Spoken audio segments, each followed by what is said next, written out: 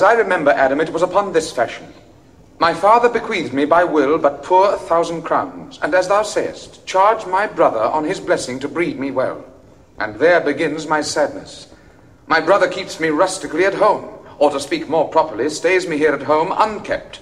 For call you that keeping for a gentleman of my birth that differs not from the stalling of an ox? Yonder comes my master, your brother Oliver. Go apart, Adam. Thou shalt hear how he will shake me up. Now, Orlando, what make you here? Nothing. I'm not taught to make anything. What mar you then, sir? Marry, sir, I'm helping you to mar that which God made, a poor unworthy brother of yours with idleness. Marry, sir, be better employed and be naught a while. Shall I keep your hogs and eat husks with them? What prodigal portion have I spent that I should come to such penury? Know you where you are, sir? Oh, sir, very well. Here in your orchard. Know you before whom, sir? Aye, better than him I am before knows me.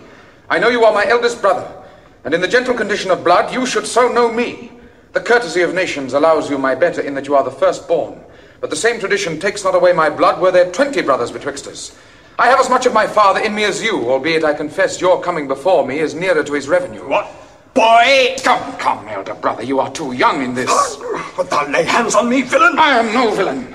I am the youngest son of Sir Rowland de Boys. He was my father, and he is thrice a villain that says such a father begot villains. Wert thou not my brother, I would not take this hand from thy throat till this other had pulled out thy tongue for saying so. Thou hast railed on thyself. Sweet masters, be patient. For your father's remembrance, be at a call. Let me go, I say! I will not till I please. You shall hear me.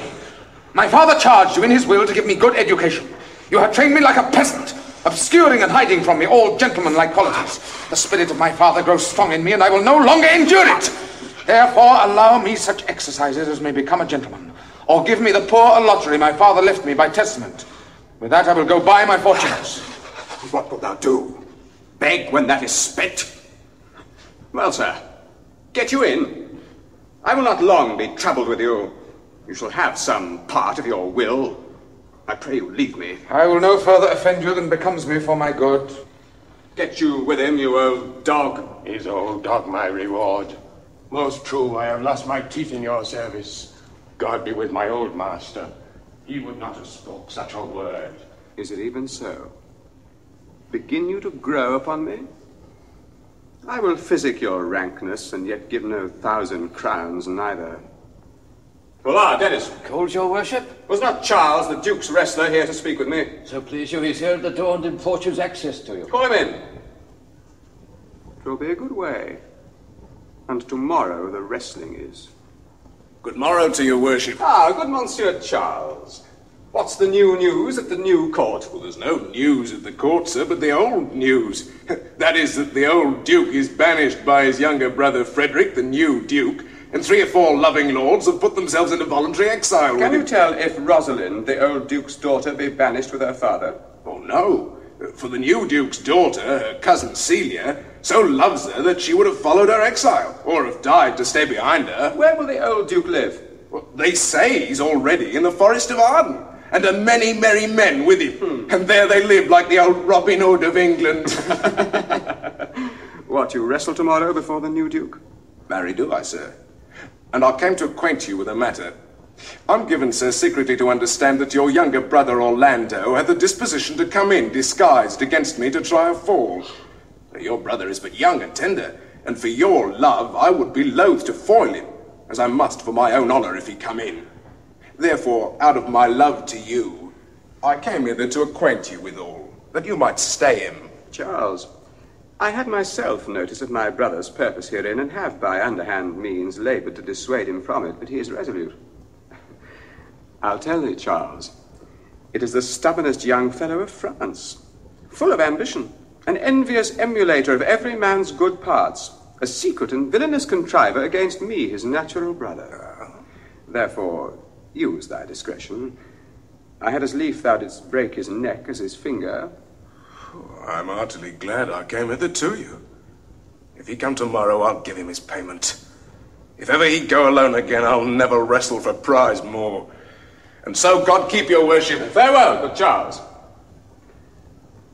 Now will I stir this gamester.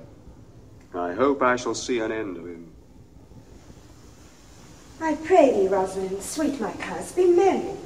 Dear Celia, I show more mirth than I am mistress of, and would you yet I were merrier? Unless you could teach me to forget a banished father, you must not learn me how to remember any extraordinary pleasure. Herein I see thou lovest me not with the full weight that I love thee. You know my father hath no child but I, nor none is like to have. And truly, when he dies, thou shalt be his heir. For what he hath taken away from thy father perforce, I will render thee again in affection. By mine honour I will. And when I break that oath, let me turn monster. Therefore, my sweet Rose, my dear Rose, be merry. From henceforth I will, coz. Here comes Monsieur Le Beau. With his mouth full of news. Bonjour, Monsieur Le Beau. What's the news? Fair princess, you have lost much good sport. Sport? Good wrestling which you have lost the sight of. Tell us the manner of the wrestling. I will tell you the beginning, and if it please your ladyships, you may see the end. For the best is yet to do, and here where you are, they are coming to perform it. Yonder, sure, they are coming. Let us now stay and see it. Come on! Since the youth will not be entreated, his own peril on his forwardness. Is yonder the man? Oh, even he, madam. Oh, lass, he is too young. Yet he looks successful. How now, daughter and cousin? Are you crept hither to see the wrestling? Aye, my liege, so please you give us leave. You will take little delight in it, I can tell you. There is such odds in the man. In pity of the challenger's youth, I would fain dissuade him, but he will not be entreated. Speak to him, ladies. See if you can move him. Call him hither, good Monsieur Le Beau. Do so. I'll not be by. Monsieur the challenger, the princess calls for you. I attend them with all respect and duty. Young man, have you challenged Charles the wrestler? No, fair princess. He is the general challenger. I come but in as others do to try with him the strength of my youth. Young gentleman, your spirits are too bold for your years. You have seen cruel proof of this man's strength. We pray you, for your own sake, to embrace your own safety and give over this attempt. Do, young sir, your reputation shall not therefore be misprized. We will make it our suit to the Duke that the wrestling might not go forward. I beseech you, punish me not with your hard thoughts, wherein I confess me much guilty to deny so fair and excellent ladies anything. But let your fair eyes and gentle wishes go with me to my trial, wherein if I be foiled, there is but one shamed that was never gracious, if killed, but one dead that is willing to be so. The little strength that I have, I would it were with you. Fare you well. Come, where is this young gallant that is so desirous to lie with his mother earth? Ready, sir, but his will hath in it a more modest working. You shall try but one fall. No, I warrant your grace, you shall not entreat him to a second that have so mightily persuaded him from a first. And you mean to mock me after you should not have mocked me before, but come your ways.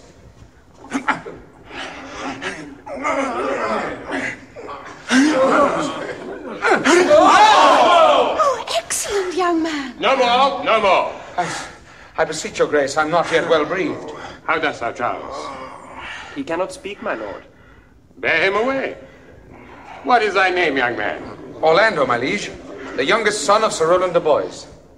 I would thou hadst been son to some man else. The world esteemed thy father honourable, but I did find him still mine enemy. Thou shouldst have better pleased me with this deed hadst thou descended from another house. But fare thee well, thou art a gallant youth. I would thou hadst told me of another father. I am more proud to be Sir Rowland's son, his youngest son, and would not change that calling to be adopted heir to Frederick. My father loved Sir Rowland as his soul, and all the world was of my father's mind. Gentle cousin, let us go thank him and encourage him. My father's rough and envious disposition sticks me at heart. Gentlemen, wear this chain for me. One out of suits with fortune that could give more, but that her hand lacks means. Shall we go, coz? Aye. Fare you well, fair gentleman. Can I not say I thank you? My better parts are all thrown down, and that which here stands up is but a quintain, a mere lifeless block. He calls us back. My pride fell with my fortunes. I'll ask him what he would. Did you call, sir? Sir, you have wrestled well and overthrown more than your enemies. Will you go, coz? Have with you. Fare you well. What passion hangs these weights upon my tongue? I cannot speak to her, yet she urged conference. Oh, poor Orlando, thou art overthrown. Good sir, I do in friendship counsel you to leave this place, albeit you have deserved high commendation, true applause, and love. Yet such is now the Duke's condition that he misconstrues all that you have done. I thank you, sir. And pray you, tell me this. Which of the two was daughter of the Duke that here was at the wrestling? The smaller is his daughter. The other is daughter to the banished Duke, and here detained by her usurping uncle to keep his daughter company. But of late, this Duke hath ta'en displeasure against his gentle niece, grounded upon no other argument but that the people praise her for her virtues, and pity her for her good father's sake. And on my life his malice against the lady will suddenly break forth. Sir, fare you well. Hereafter, in a better world than this, I shall desire more love and knowledge of you. I rest much bounden to you. Fare you well. Thus must I from the smoke unto the smother, from tyrant duke unto a tyrant brother. But heavenly Rosalind. Why, cousin? Why, Rosalind. Cupid have mercy. Not a word? Is it possible, on such a sudden, you should fall into so strong a liking with old Sir Rowland's youngest son? The Duke, my father, loved his father dearly. Doth it therefore ensue that you should love his son dearly? By this kind of chase I should hate him, for my father hated his father dearly. Yet I hate not Orlando. No, faith, hate him not, for my sake. Why should I not? Doth he not deserve well? Oh, let me love him for that, and do you love him because I do? Look, here comes the Duke. With his eyes full of anger. Mistress, dispatch you with your safest haste, and get you from our court. Me, uncle? You, cousin, within these 10 days, if that thou beest found so near our public quarters 20 miles, thou diest for it. I do beseech your grace, let me the knowledge of my fault bear with me. Never so much as in a thought unborn did I offend your highness. Let it suffice thee that I trust thee not. Yet your mistrust cannot make me a traitor. Tell me whereon the likelihood depends. Thou art thy father's daughter, there's enough. Treason is not inherited, my lord. Or if we did derive it from our friends, what's that to me? My father was no traitor. Then, good my liege, mistake me not so much to think my poverty is treacherous. Dear sovereign, hear me speak. Aye, Celia, we stayed her for your sake. Else had she with her father ranged along. If she be a traitor, why so am I. She is too subtle for thee, and her smoothness, her very silence, and her patience speak to the people, and they pity her. Thou art a fool. She robs thee of thy name, and thou wilt show more bright and seem more virtuous when she is gone. Then open not thy lips. Firm and irrevocable is my doom, which I have passed upon her. She is banished. Pronounce that sentence then on me, my liege. I cannot live out of her company. You are a fool. You, niece, provide yourself. If you outstay the time upon mine honor, and in the greatness of my word, you die. Oh, my poor Rosalind. Whither wilt thou go? Wilt thou change fathers? I will give thee mine. I charge thee, be not thou more grieved than I am. I have more cause. Thou hast not, cousin. Prithee be cheerful. Know'st thou not the Duke hath banished me, his daughter? That he hath not. Shall we be sundered? Shall we part, sweet girl? No, let my father seek another heir. Therefore, devise with me how we may fly, whither to go, and what to bear with us. Say what thou canst, I'll go along with thee. Why, whither shall we go? Seek my uncle in the forest of Arden. Oh, alas, what danger will it be to us, maids as we are, to travel forth so far? Beauty provoketh thieves sooner than gold. I'll put myself in poor and mean attire, and with a kind of umber smirch my face, the like do you. So shall we pass along and never stir assailants. Oh, were it not better, because that I am more than common tall, that I did suit me all points like a man? A gallant kirtle axe upon my thigh, a boar spear in my hand, and in my heart lie there what hidden woman's fear there will. We'll have a swashing and a martial outside, as many other mannish cowards have that do outface it with their semblances. What shall I call thee when thou art a man? I'll have no worse a name than Jove's own page, and therefore look you call me Ganymede. But what will you be called? Something that hath a reference to my state. No longer Celia, but Aliena. But, cousin, what if we essayed to steal the clownish fool Touchstone out of your father's court? Would he not be a comfort to our travel? He'll go along o'er the wide world with me. Leave me alone to woo him. Let's away, and get our jewels and our wealth together. Devise the fittest time and safest way to hide us from pursuit that will be made after my flight. Now go ye in content, to liberty, and not to banishment.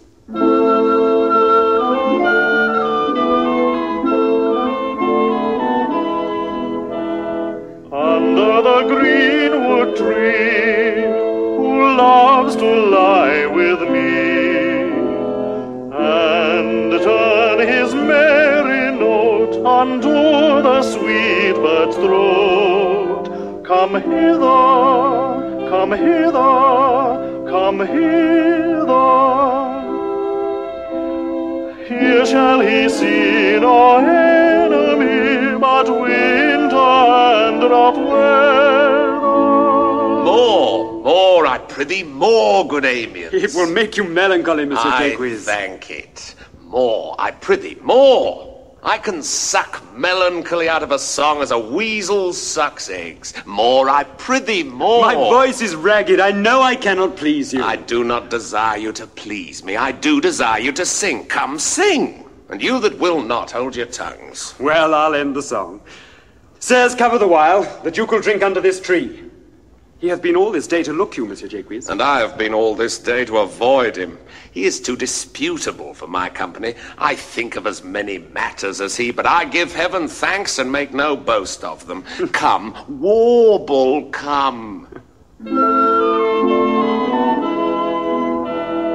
Who doth ambition shun, and loves to live in the sun, seeking the food he eats, and pleased with what he gets.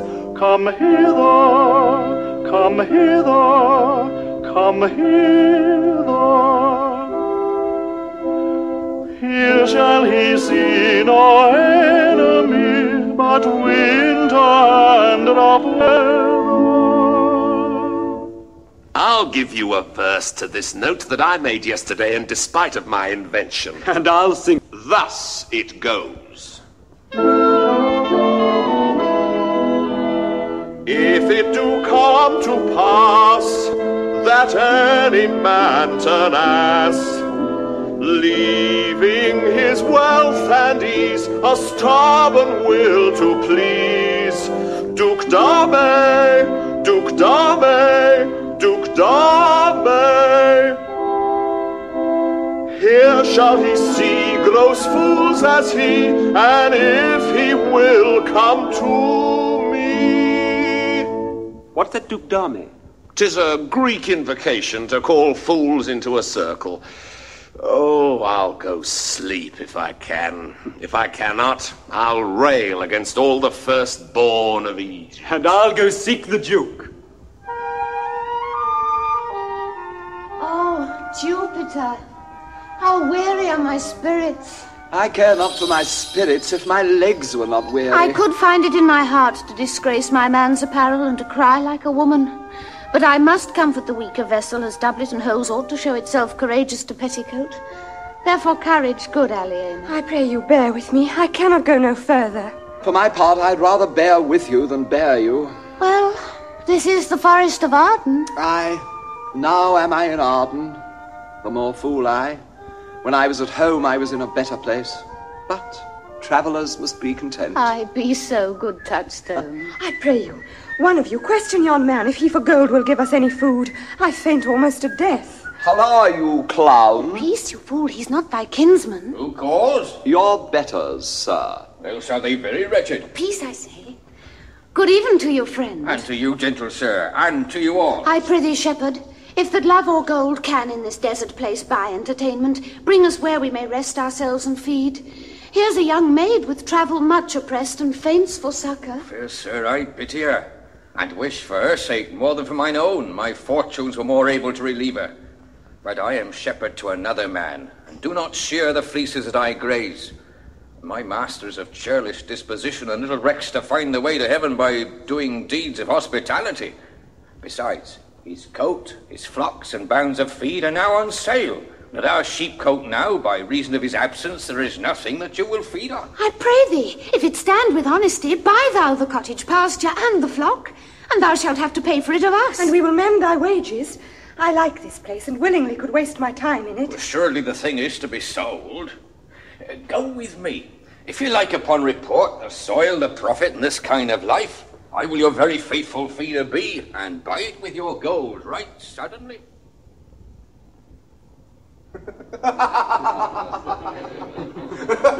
Now, my co-mates and brothers in exile, Hath not old custom made this life more sweet than that of painted pomp? Are not these woods more free from peril than the envious court? Here feel we not the penalty of Adam, the season's difference, as the icy fang and churlish chiding of the winter's wind, which, when it bites and blows upon my body, even till I shrink with cold, I smile and say, this is no flattery. These are counsellors that feelingly persuade me what I am. Sweet are the uses of adversity, which, like the toad, ugly and venomous, wears yet a precious jewel in his head. And this our life, exempt from public haunt, finds tongues in trees, books in the running brooks, sermons in stones, and good in everything. I would not change it. Happy is your grace that can translate the stubbornness of fortune into so quiet and so sweet a style. Come, shall we go and kill us venison? And yet it irks me, the poor dappled fools, being native burghers of this desert city, should in their own confines with forked heads have their round haunches gored. Indeed, my lord, the melancholy Jacques grieves at that, and in that kind swears you do more usurp than doth your brother that hath banished you. I love to cope him in these sullen fits, for then he's full of matter. Go, seek him. Tell him I would speak with him. He saves my labour by his own approach. Why, how now, monsieur? What a life is this, that your poor friends must woo your company? What? You look merrily. A fool, a fool! I met a fool in the forest, a motley fool, a miserable world, as I do live by food. I met a fool who laid him down and basked him in the sun and railed on Lady Fortune in good terms, in good set terms, and yet a motley fool. Good morrow, fool, quoth I. No, sir, quoth he. Call me not fool till heaven hath sent me fortune. And then he drew a dial from his poke, and looking on it with lacklustre eye, says very wisely, it is 10 o'clock. Thus we may see, quoth he, how the world wags. 'Tis but an hour ago since it was 9, and after 1 hour more 'twill be 11, and so from hour to hour we ripe and ripe, and then from hour to hour we rot, and thereby hangs a tale. When I did hear the motley fool thus moral on the time, my lungs began to crow like chanticleer, that fools should be so deep contemplative, and I did laugh, sun's intermission, an hour by his dial. Oh, noble fool, oh, worthy fool, motley's the only wear. What fool is this? A worthy fool, one that hath been a courtier. Oh, that I were a fool. I am ambitious for a motley coat. Thou shalt have one. Forbear, and eat no more. Why, I've eaten none yet. Or shalt not, till necessity be served. Of what kind should this cock come of? Art thou thus boldened, man, by thy distress? Or else a rude despiser of good manners, that in civility thou seemst so empty? You touch my vein at first. The thorny point of bare distress hath ta'en from me the show of smooth civility. Yet am I inland bred, and know some nurture.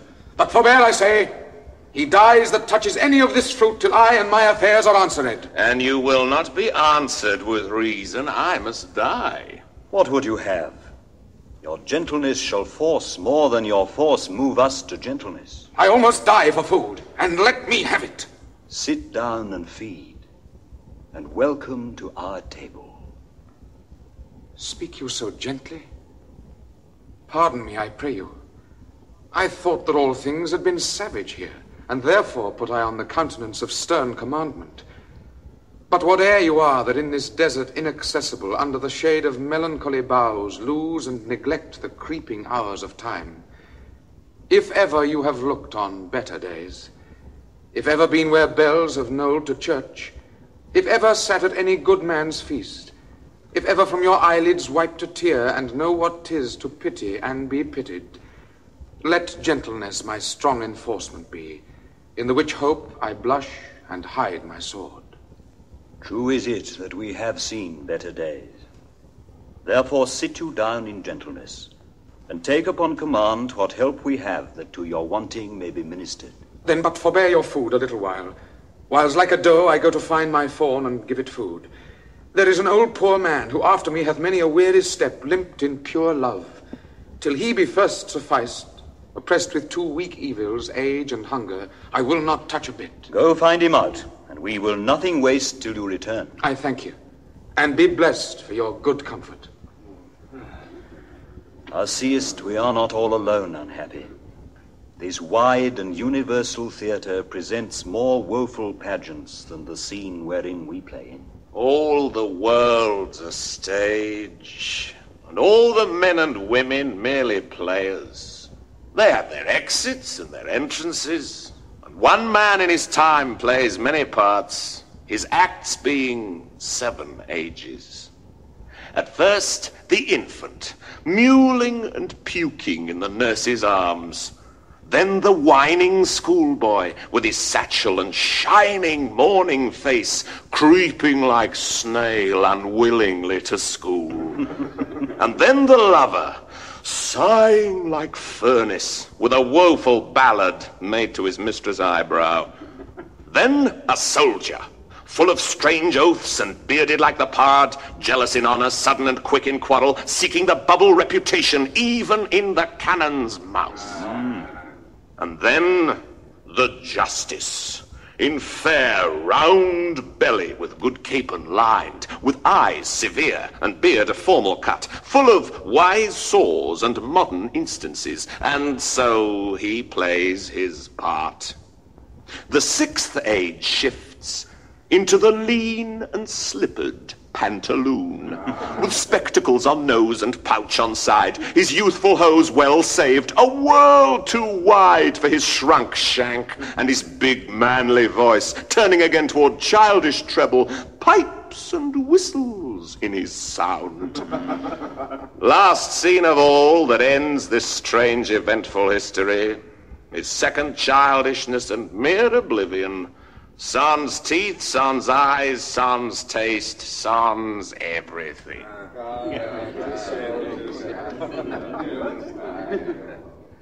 Give us some music, and good cousin, sing. Blow, blow, thou winter wind, thou art not so unkind as man's ingratitude. Thy tooth is not so keen, because thou art not seen, although thy breath be rude. Hey ho, sing hey ho, unto the green holly. Most friendship is feigning, most loving mere folly. Then hey ho the holly, this life is most jolly.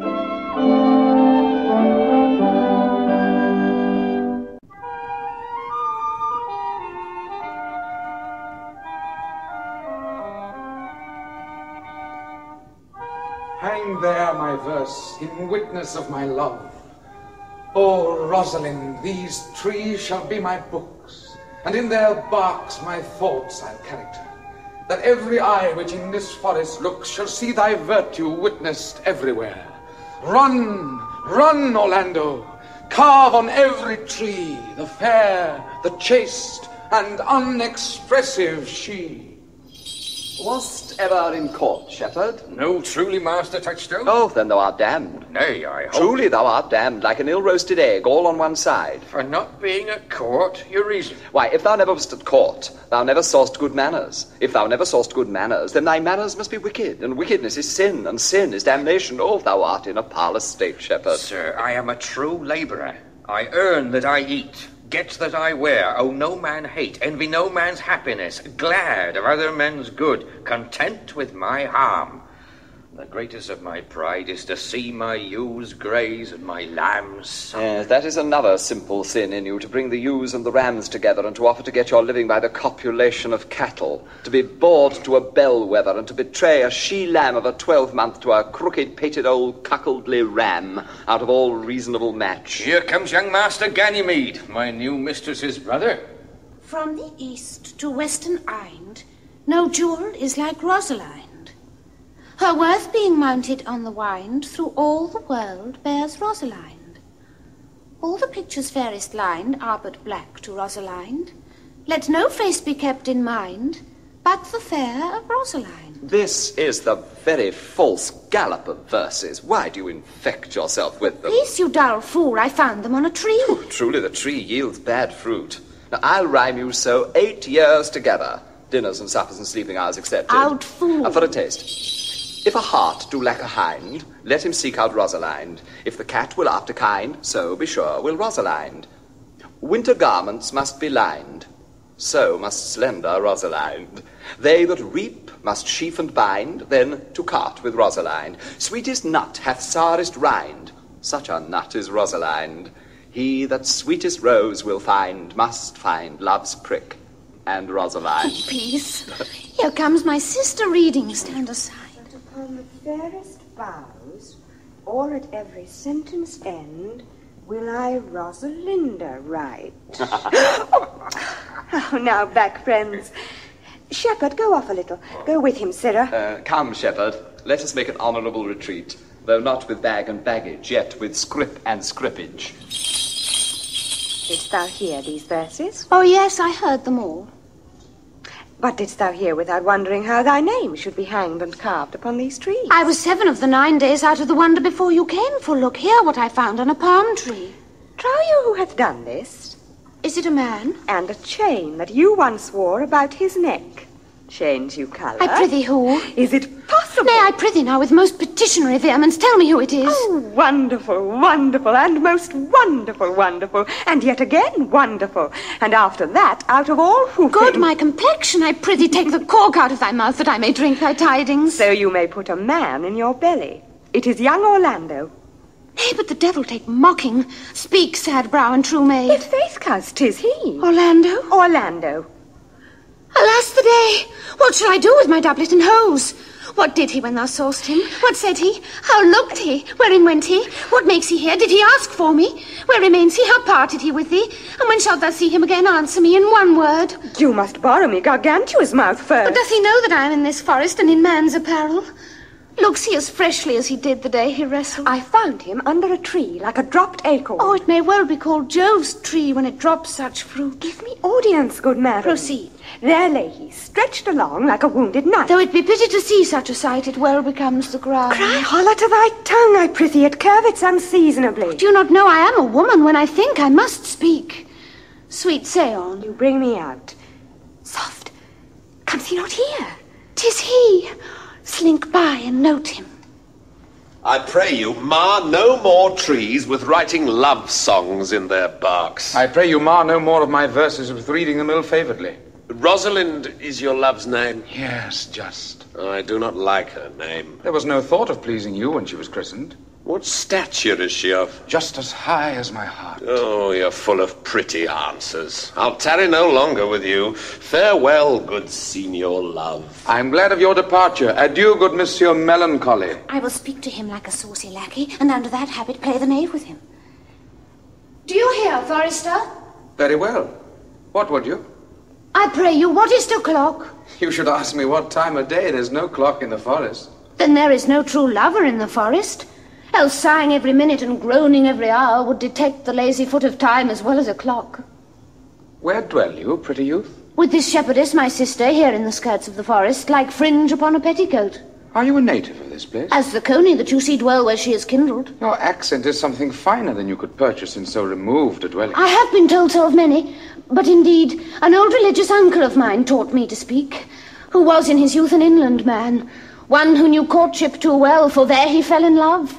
I have heard him read many lectures against it, and I thank God I am not a woman to be touched with so many giddy offences as he hath generally taxed their whole sex withal. Can you remember any of the principal evils that he laid to the charge of women? There were none principal. They were all like one another as halfpenny are. Every one fault seeming monstrous until his fellow fault came to match it. I prithee recount some of them. Oh, no. I will not cast away my physic but on those that are sick. There is a man haunts the forest that abuses our young plants with carving Rosalind on their barks, hangs odes upon hawthorns and elegies on brambles, all forsooth deifying the name of Rosalind. If I could meet that fancy monger, I would give him some good counsel. I am he that is so love-shaped. I pray you, tell me your remedy. There is none of my uncle's marks upon you. He taught me how to know a man in love, in which cage of rushes I'm sure you are not a prisoner. What were his marks? A lean cheek, which you have not. A blue eye and sunken, which you have not. An unquestionable spirit, which you have not.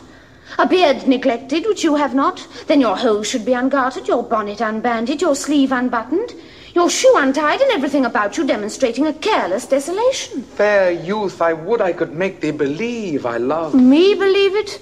You may as soon make her that you love believe it, which I warrant she is apter to do than to confess she does.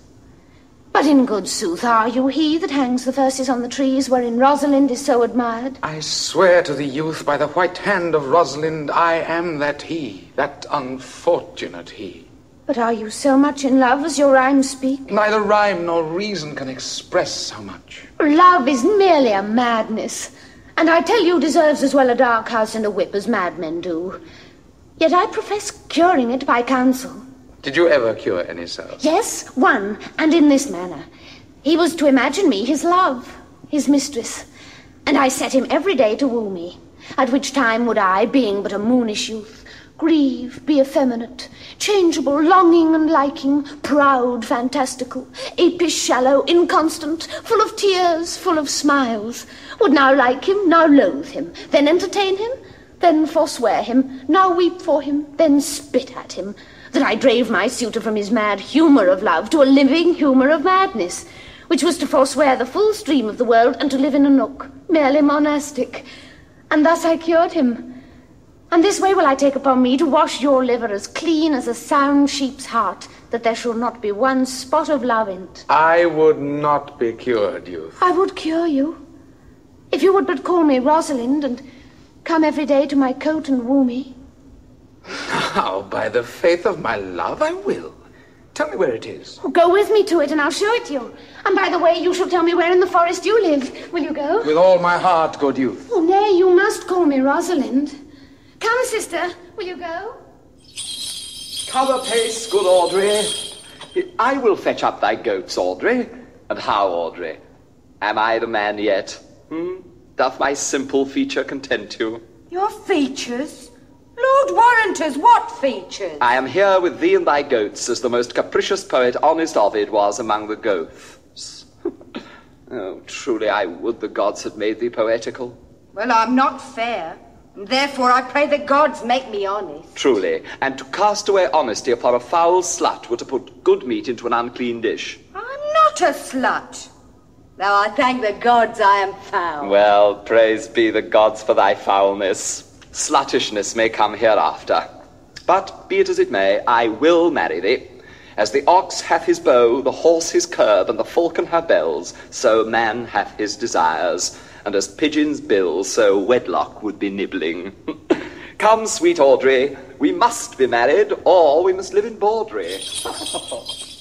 Never talk to me, I will weep. Do, I prithee, but yet have the grace to consider that tears do not become a man. But why did he swear he would come this morning and comes not? Nay, certainly there is no truth in him. Not true in love? Yes, when he is in, but I think he is not in. You have heard him swear downright he was. Was is not is. Besides, the oath of a lover is no stronger than the word of a sister. They are both the confirmer of false reckonings. He attends here in the forest on the Duke your father. Which is he that killed the deer? Sir, it was I. Let's present him to the Duke like a Roman conqueror. Have you no song, Forester, for this purpose? Yes, sir. Sing it. 'Tis no matter how it be in tune, so it make noise enough. What shall he have that killed the deer? His leather skin and horns to wear. Then sing him home. Take thou no scorn to wear the horn. As against thou wast born, thy father's father wore it, and thy father bore it. The horn, the lusty horn, is not a thing to love to scorn. Good day and happiness, dear Rosalind. Why, how now, Orlando? Where have you been all this while? You a lover, And you serve me such another trick, never come in my sight more. Pardon me, dear. Nay, Rosalind. and you'll be so tardy, come no more in my sight. I had as lief be wooed of a snail. Of a snail? Aye, of a snail. For though he comes slowly, he carries his house on his head. A better jointure, I think, than you make a woman. I would not have my right, Rosalind, of this mind, for I protest her frown might kill me. But come, now I will be your Rosalind in a more coming-on decision. And ask me what you will, I will grant it. Then love me, Rosalind. Yes, faith will I, Fridays and Saturdays and all. And wilt thou have me? Aye, and 20 such. What sayest thou? Not good? I hope so. Why then can one desire too much of a good thing? Come, sister, you shall be the priest and marry us. Give me your hand, Orlando. What do you say, sister? Pray thee, marry us. I cannot say the word. You must begin, will you, Orlando? Two. Will you, Orlando, have to wife this Rosalind? I will. Aye, but when? Why, now, as fast as you can marry her. Then you must say, I take thee, Rosalind, for wife. I take thee, Rosalind, for wife. I might ask you for your commission, but I do take thee, Orlando, for my husband. Now tell me, how long you would have her after you have possessed her? Forever and a day. Oh, say a day without the ever. No, Orlando. Men are April when they woo, December when they wed. Maids are May, we are maids, but the sky changes when they are wives. I will be more jealous of thee than a Barbary cock pigeon over his hen, more clamorous than a parrot against rain, more newfangled than an ape, more giddy in my desires than a monkey. I will weep for nothing like Diana in the fountain, and I will do that when thou art disposed to be merry. I will laugh like a hyene, and that when thou art inclined to sleep. But will my Rosalind do so? By my life, she will do as I do. For these 2 hours, Rosalind, I will leave thee. Alas, dear love, I cannot lack thee 2 hours. I must attend the Duke at dinner. By 2 o'clock I will be with thee again. 2 o'clock is your hour? Aye, sweet Rosalind, and so adieu. Adieu. You have simply misused our sex in your love prate. We must have your doublet and hose plucked over your head and show the world what the bird hath done to her own nest. Coz. My pretty little coz, that thou didst know how many fathom deep I am in love. But it cannot be sounded. I'll tell thee, Aliena, I cannot be out of the sight of Orlando. I'll go find a shadow and sigh till he come. And I'll sleep. We shall find a time, Audrey. Patience, gentle Audrey. But, Audrey, there is a youth here in the forest lays claim to you. Aye, I know who 'tis. He hath no interest in me in the world. Here comes the man you mean. Oh, it is meat and drink to me to see a clown. Good evening, Audrey. God you good evening, William. And good evening to you, sir. Oh, good even, gentle friend. Cover thy head. Nay, prithee be covered. How old are you, friend? 25, sir. Oh, a ripe age. Is thy name William? William, sir. A fair name. Wast born in the forest here? Aye, sir, I thank God. Thank God, a good answer. Art rich? Yes, sir, so. So is good, very excellent, good. And yet it is not, it is but so. Now, art thou wise? Aye, sir, I have a pretty wit. Why, thou sayest well. I do now remember a saying, the fool doth think he is wise, but the wise man knows himself to be a fool. Yeah. You do love this maid? I do, sir. Oh, give me thy hand. Art thou learned? No, sir. Then learn this of me. To have is to have. I am he. Which he, sir? He, sir, that must marry this woman. Therefore, you clown, abandon, which is in the vulgar leave, the society, which in the boorish is company, of this female, which in the common is woman, which together is, abandon the society of this female, or clown thou perishest, or to thy better understanding diest, or to wit I kill thee, make thee away, translate thy life into death, thy liberty into bondage. I will deal in poison with thee, or in bastinado, or in steel. I will kill thee 150 ways, therefore tremble and depart. Do, good William. God rest you merry, sir. Trip, Audrey, I attend. How say you now? Is it not past 2 o'clock, and here much Orlando? I warrant you, with pure love and troubled brain, he hath ta'en his bow and arrows and is gone forth to sleep. Good morrow, fair ones. Pray you, if you know where in the purlieus of this forest stands a sheepcote fenced about with olive trees. West of this place, down in the neighbour bottom, the rank of osiers by the murmuring stream, left on your right hand brings you to the place. But at this hour the house doth keep itself, there's none within. If that an eye may profit by a tongue, then should I know you by description, such garments and such years. The boy is fair, of female favour, and bestows himself like a ripe forester.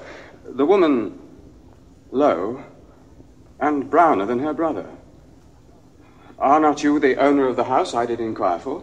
It is no boast being asked to say we are. Orlando doth commend him to you both, and to that youth he calls his Rosalind he sends this bloody napkin. Are you he? I am. What must we understand by this? Some of my shame, if you will know of me what man I am, and how, and why, and where this handkerchief was stayed. And pray you, tell it. When last the young Orlando parted from you, he left a promise to return again within an hour, and pacing through the forest, chewing the food of sweet and bitter fancy, lo, what befell. He threw his eye aside, and mark what object did present itself. Under an oak, whose boughs were mossed with age and high-top, bald with dry antiquity, a wretched, ragged man, o'ergrown with hair, lay sleeping on his back. About his neck a green and gilded snake had wreathed itself, who with her head nimble in threats approached the opening of his mouth. But suddenly, seeing Orlando, it unlinked itself, and with indented glides did slip away into a bush, under which bush's shade a lioness with udders all drawn dry lay couching head on ground with cat-like watch when that the sleeping man should stir. For 'tis the royal disposition of that beast to prey on nothing that the seem as dead. This seen, Orlando did approach the man and found it was his brother, his elder brother. I have heard him speak of that same brother, and he did render him the most unnatural that lived amongst men. And well he might so do, for well I know he was unnatural. But to Orlando, did he leave him there, food to the sucked and hungry lioness? Twice did he turn his back and purposed so. But kindness, nobler ever than revenge, and nature, stronger than his just occasion, made him give battle to the lioness, who quickly fell before him, in which hurtling from miserable slumber I awaked. Are you his brother? Was't you he rescued? Was't you that did so oft contrive to kill him? 'Twas I, but 'tis not I. I do not shame to tell you what I was, since my conversion so sweetly tastes, being the thing I am. But for the bloody napkin? By and by. When from the first to last, betwixt us two, tears our accountments had most kindly bathed, as how I came into that desert place. In brief, he led me to the gentle Duke, who gave me fresh array and entertainment, committing me unto my brother's love, who led me instantly unto his cave. There stripped himself, and here upon his arm the lioness had torn some flesh away, which all this while had bled. And now he fainted, and cried in fainting upon Rosalind. Brief, I recovered him, bound up his wound, and after some small space, being strong at heart, he sent me hither, stranger as I am, to tell this story, that you might excuse his broken promise, and to give this napkin, dyed in his blood, unto the shepherd youth that he in sport doth call his Rosalind. How now, Ganymede, sweet Ganymede. Oh, many will swoon when they do look on blood. There is more in it, cousin Ganymede. Look, he recovers. I would I were at home. We'll lead you thither. I pray you, will you take him by the arm? Be of good cheer, youth. You a man. You've like a man's heart. Oh, I do so, I confess it. Ah, sirrah, a body would think this was well counterfeited. I pray you tell your brother how well I counterfeited. Come, you look paler and paler. Pray you, draw homewards. Good sir, go with us. That will I. For I must bear answer back how you excuse my brother, Rosalind. Oh, I shall devise something, but I pray you, commend my counterfeiting to him. Will you go?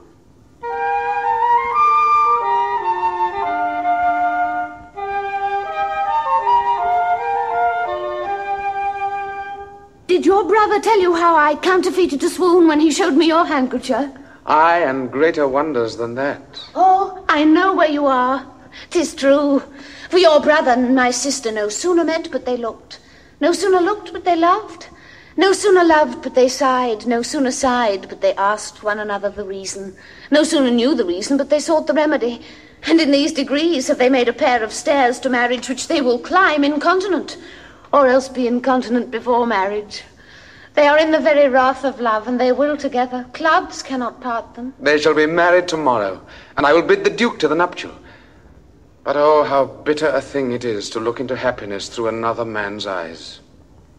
Why then, tomorrow I cannot serve your turn for Rosalind? I can live no longer by thinking. I will weary you then no longer with idle talking. I have, since I was 3 years old, conversed with a magician, most profound in his art, and yet not damnable. If you do love Rosalind so near the heart as your gesture cries it out, when your brother marries Aliena, shall you marry her? I know into what straits of fortune she is driven, and it is not impossible for me, if it appear not inconvenient to you, to set her before your eyes tomorrow, human as she is, and without any danger. Speak'st thou in sober meaning? By my life I do, which I tender dearly, though I say I am a magician. Therefore put you in your best array, bid your friends, for if you will be married tomorrow, you shall, and to Rosalind, if you will. Tomorrow is the joyful day, Audrey. Tomorrow will we be married. I do desire it with all my heart. And I hope it is no dishonest desire to be a woman of the world. It was a lover and his lass that that o'er the green cornfields did pass when birds and the only pretty ring time when birds do sing hey ding a ding ding hey ding a ding when birds do sing hey ding a ding hey ding a ding ding sweet lovers love the spring. Oh, by my troth, I count it but time lost to sing such a foolish song. Come, Audrey.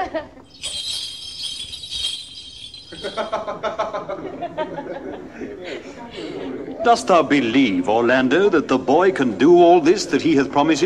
I sometimes do believe and sometimes do not, as those that fear they hope and know they fear. Patience once more, whilst our compact is urged.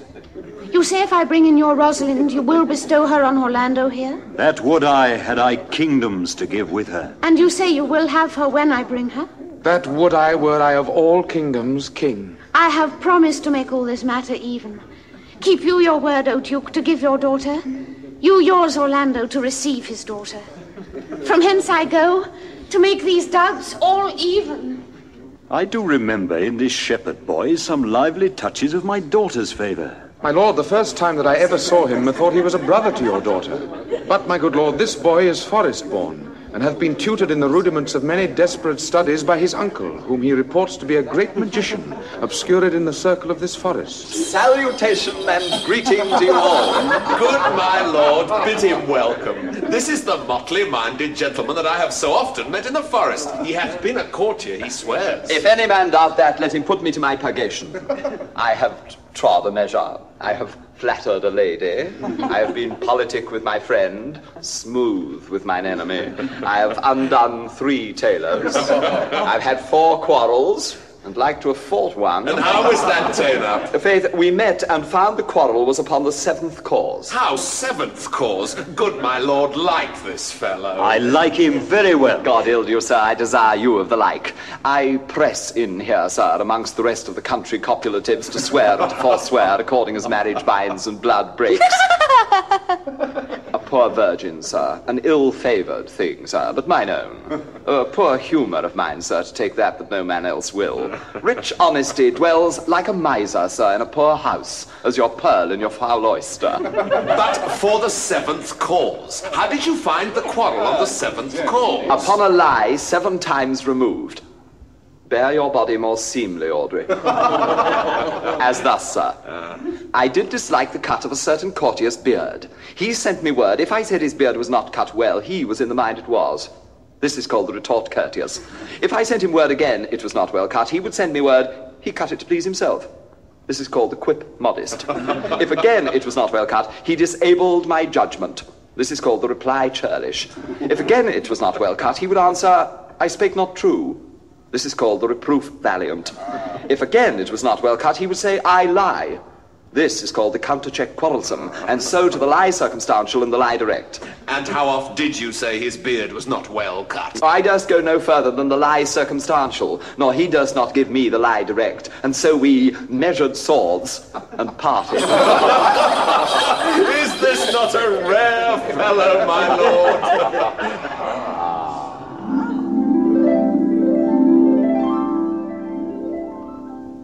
Then is there mirth in heaven when earthly things made even atone together.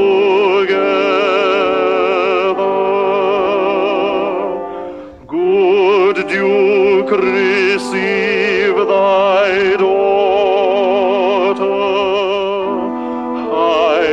From heaven brought her, yea, brought her hither,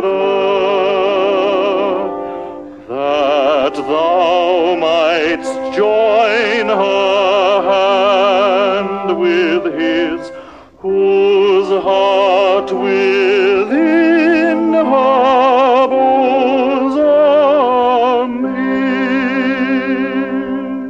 To you I give myself, for I am yours.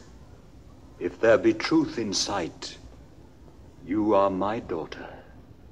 To you I give myself, for I am yours. If there be truth in sight, you are my Rosalind. I'll have no father if you be not he. I'll have no husband if you be not he. Proceed, proceed. We will begin these rites as we do trust they'll end in true delights.